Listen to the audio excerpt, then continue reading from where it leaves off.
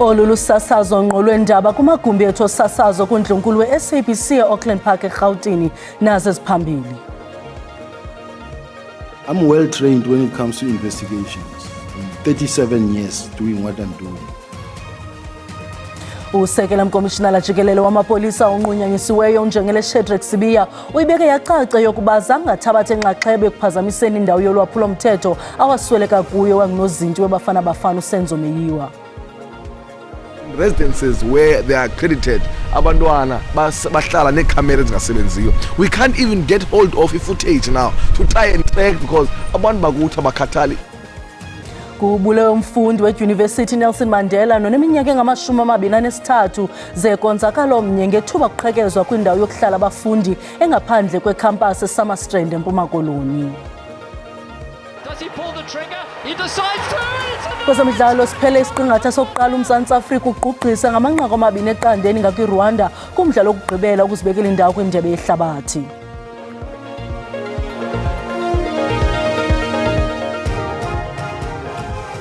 Molweni emakhaya nankuvimba wangokuhlwanje. Usekela mkomishinala jikelele wamapolisa onqunyanyisiweyo uNjengele Shadrack Sibiya uyibeke yacaca yokuba zangathabathe enxaxheba ekuphazamiseni indawo yolwaphulo mthetho awasweleka kuyo wanginozinti webafana bafana uSenzo Meyiwa. Lusuku lwesibini uNjengele Sibiya evele phambi kwekomiti yesikhawu yeParlamente ephanda izityholo ezenziwa nguNjengele Nhlanhla Mkhwanazi. uNjengele Sibiya wayeyintloko yokhetshe eGauteng ngo-2014 unyaka awasweleka ngawo uMeyiwa. uNjengele Sibiya uzibone sekufuneka ephendule ngesesiganeko emva kombuzo welungu leParlamente le-MKP uDavid Skhosana. Ngaphambili uNjengele Sibiya ebethi akafuni kuphendula kwimibuzo kaMnumzana Skhosana kuba immangalele ngesityholo sokuba ngumqobo kwindlela yobulungisa. Uthe ukholelwe kubeni uMnumzana Skhosana ugudlana umhlana noNjengele Mkhwanazi. Honorable member statement, or he was mentioned in the papers that conducted the search and seizure at my house. So to me, Chair, is deeply involved in this whole thing that is going on, unfair thing that is going on. uMnumzana Skhosana uqale ngokubuza ngokubhangiswa kwelibutho elikhethekileyo ngokubulalwa kwabezopolitiko iPKTT. Kodwa kamva waphontsha apho wabuza ngesiganeko esichaphazela ukusweleka kukaSenzo Meyiwa. When Senzo Meyiwa was killed, did you went to the scene? Wayeyintloko yokhetshe eGauteng uNjengele Sibiya ngelo xesha utsho ethathe elithuba ukucacisa ngegalelo lakho ngaloo mini yesiyelekhu. When we get to the house where it happened, it was packed. Outside the yard, inside the yard, there was up and down movement in the house. I'm well trained when it comes to investigations. I'm 37 years doing what I'm doing.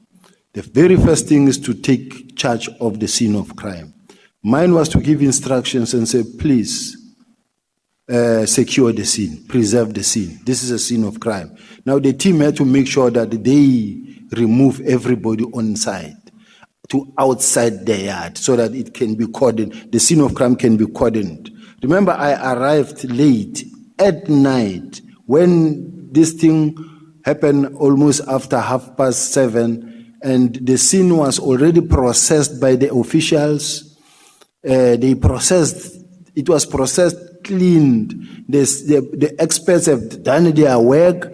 Now, when I arrived there, I also found MEC Sizakele Nkosi Malobane and other generals were there.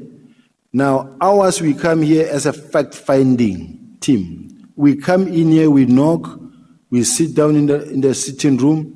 It's clean, there's no blood, there's no spotty that you can see, everything is in place.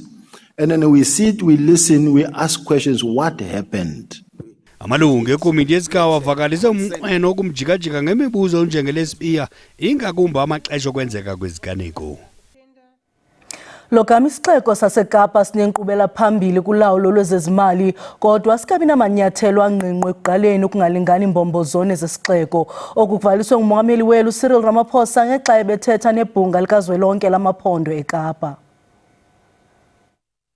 Uyidandalazise elubala umongameli weli umnumzana Cyril Ramaphosa inyewe ejiye ngokumandla phakathi konyaka ka-2011 no-2020 yesixeko saseKapa yokuba sesona sisemva ekwandiseni inkonzo ukuze kuxhamle uluntu ngokubanzi. Kambe ke ugxininise imisansa ekwezoqoqosho njengesagxile nengcambu kwele ntaba etafile ehlaba ikhwelo lokusonjululwa kwamaqhina wembali yengcinezelo nezicwangciso zophuhliso While the city of Cape Town, as asked, tends to perform well on measures of financial governance, it has not demonstrated significant progress in reducing the levels of inequality within the metro.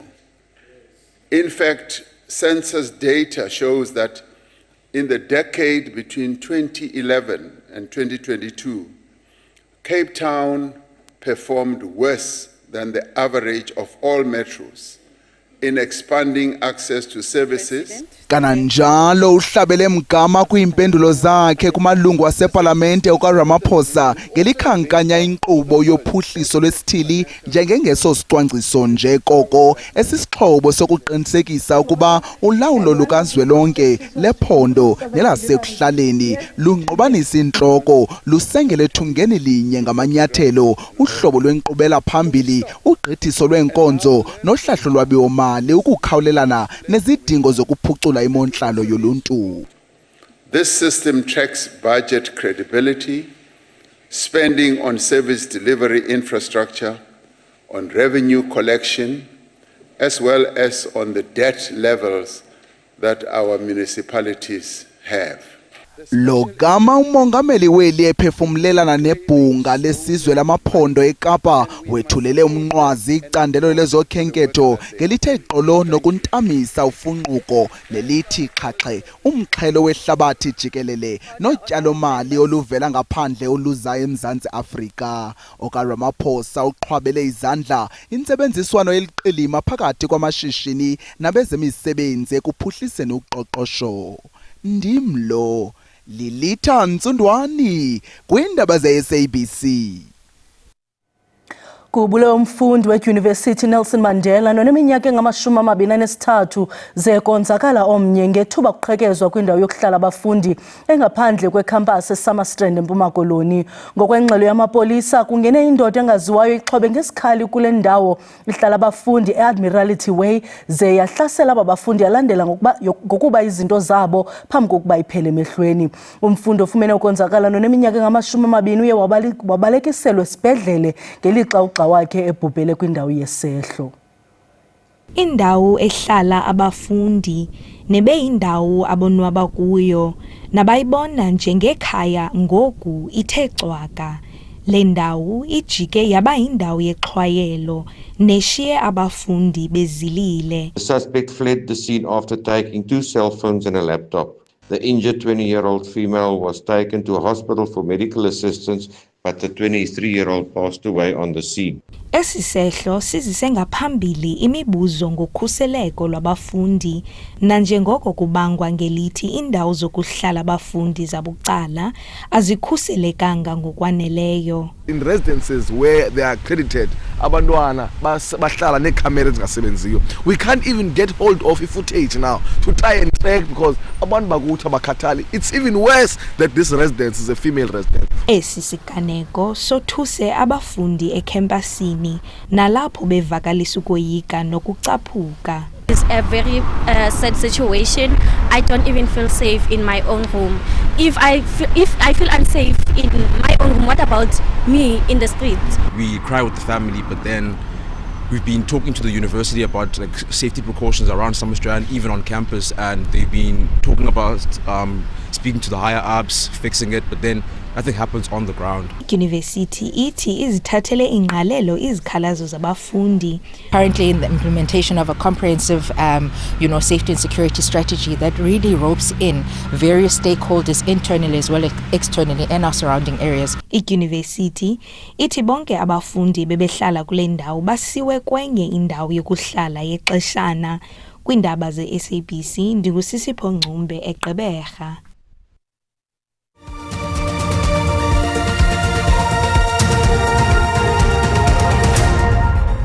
Sinamkele kwakhona uyakwazi ukubukela kwakhona ezindaba kwijelo leYouTube uthi SABC Indaba zesiXhosa kwinqaku lokuqala sitheme.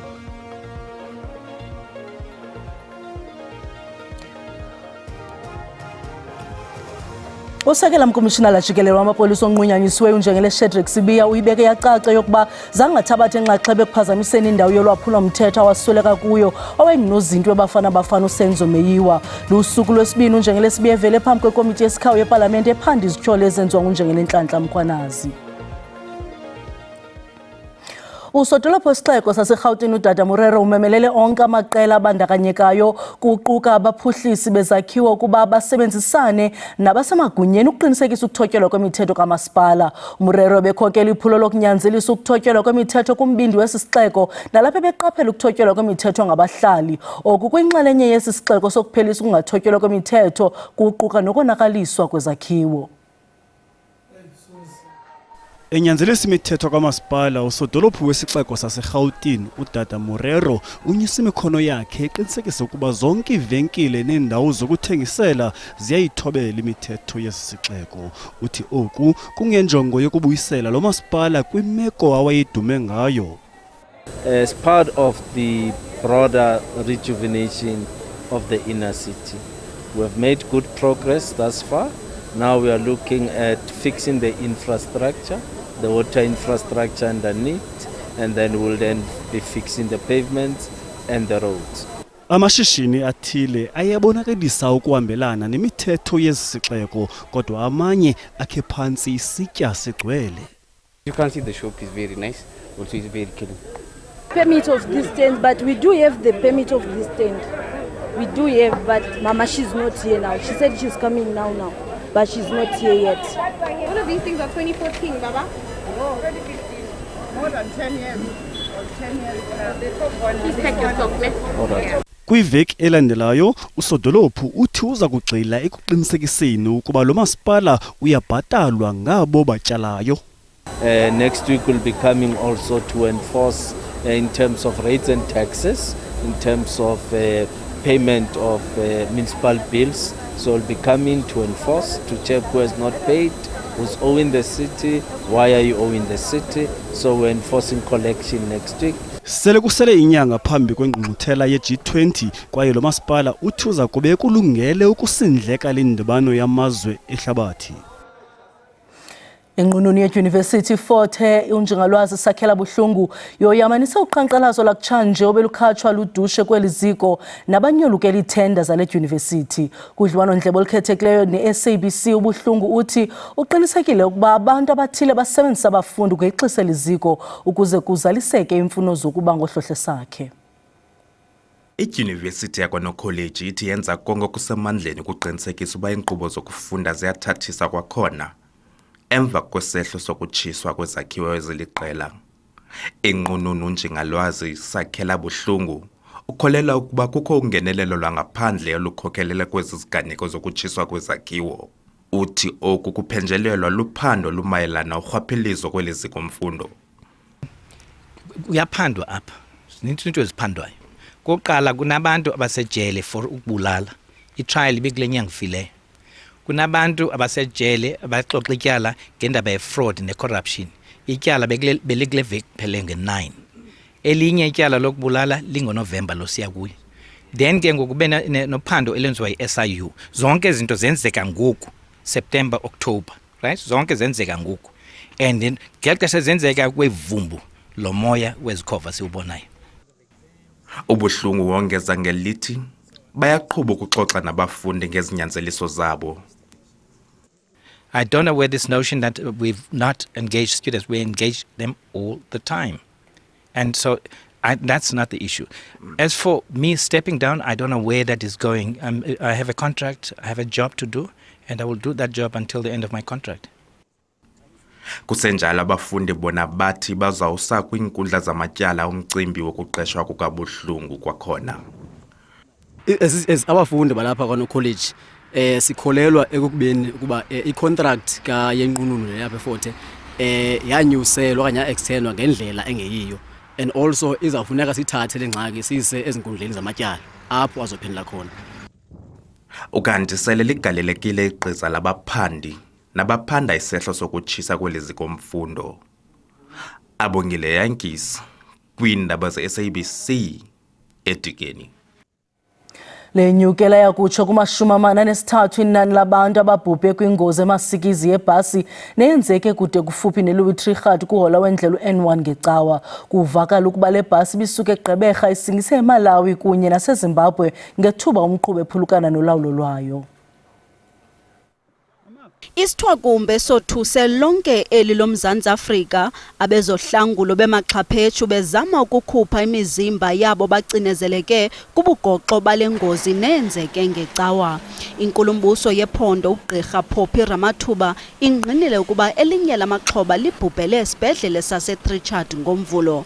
Ukanti kungekudala iintsapho ziza kufanisa imizimba. Unfortunately, just last night we received the bad news that we have lost one of the male patients who was admitted in one of our facilities, bringing the total number now to 43.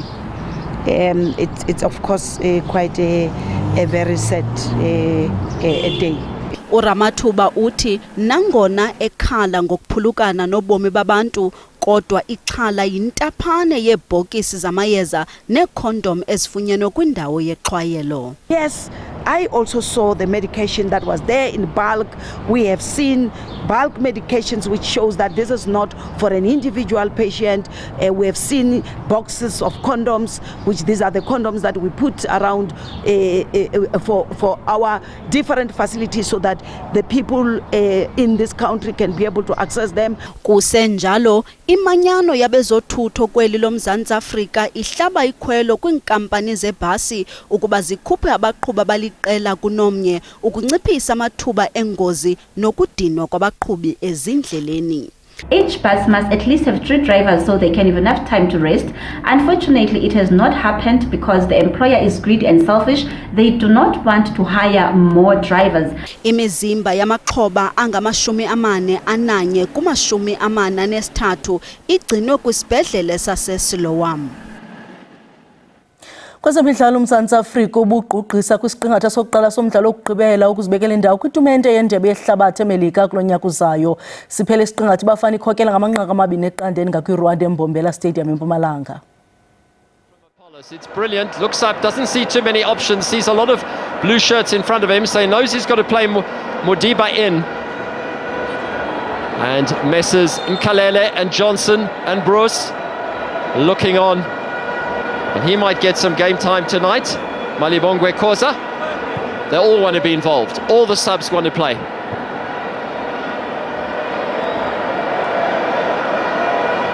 I feel like almost the sting's gone out of this game with Nigeria winning so well by 3-0 and South Africa having built a 2-goal margin. All the excitement and all the drama and the tension of a final round of group matches seems to have been taken away. You always know in football you can get a sting in the tail. That's a lovely ball though. Here might be something on. What sort of cross disappointing ball into a wall of blue shirts, but there might be something else on. Mbata tests the goalkeeper. Fiacre Ntwari this time gets his body behind the ball and makes the save. Wonder what's going to happen to him when he goes back to Chiefs. What sort of internal discipline he might face for refusing to come off the field when the substitute board was up in that match against Stellies, which Chiefs lost in the Carling knockout. This is a wonderful through ball. You see the pullback to 2 players, Apollos and MasterChef, both making the run but taking their time to get to the edge of the 18-yard box and not quite getting up to speed with the game. But well, Mudau is full of running here again. Just overdoes it, runs into traffic. But there are not too many options for Rwanda upfield. So even though they're in possession, heavy touches, that's a good challenge by Mokweno's had a very good game. In fact, all 3 midfielders, Mokweno, Mbuli and Mbata, have done well, and I'm not surprised the coach hasn't made any substitutions in midfield other than the forced one of Morena. Here's Apollos, nice ball, now! Oh, Fiacre Ntwari reads the danger well and comes off his line and boots that ball into oblivion as the whole coaching staff stand up in unison, thinking there might be goal number 3 on its way. 25 minutes to go. South Africa are almost there. Take a deep breath. Scotty, over to you. Masithembe Michael uzothumela iNigeria i-postcard uthi Nigeria for presidency.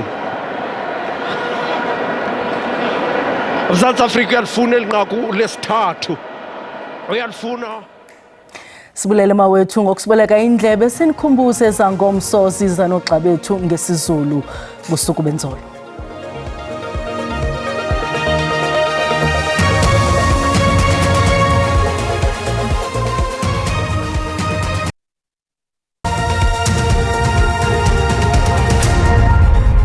Mawahlangane emafuliphu milanga basemba vumani ndingo nonkanyezini nirhabulise iqikelelo lwemozulu yangokuhlanje xa sijonga imvula nomoya ngokuhla kuyapholeka mbukela into yokubana noko lithe rhulele ngamafu kwiindawo ezininzi kanti ke ngamathuba nje asezantsi emvula esingathi siwalindele kwindawo kaloku eziphako Kapa lodumo ziqinile ke mbukela ezamvula ziqonde ngqopha koGqeberha zikhatshwa ke mbukeli yingqele eqhaqhazelisa amazinyo esingathi siyilindele phako zenzweni kananjalo ke mbukeli lemvula inwenwele napha kumantla eKopolokwane napha koLimpopo xa sizawuthi sihlabele mgama sijonge imvula nomoya ngomso ngenjixukuxa zizibhaxu zenkungu esazilindela pha komazweni mbukeli kananjalo pha kwindaba ezixananazileyo kokuphumleni ko-Upington napha kaloku mbukeli komangalisweni into ethi ke uba ngaba uyaqhuba qiniseka into yokubana uqhuba nononophelo singayilibalanga ke imvula mbukeli amathuba amahle kakhulu ka-60% pha kwindawo ezikumantla pha koPolokwane sawuthi sijonge ke mbukeli uSouth African Weather Service kuba isilumkiso ngomso sokuba singalindela umlilo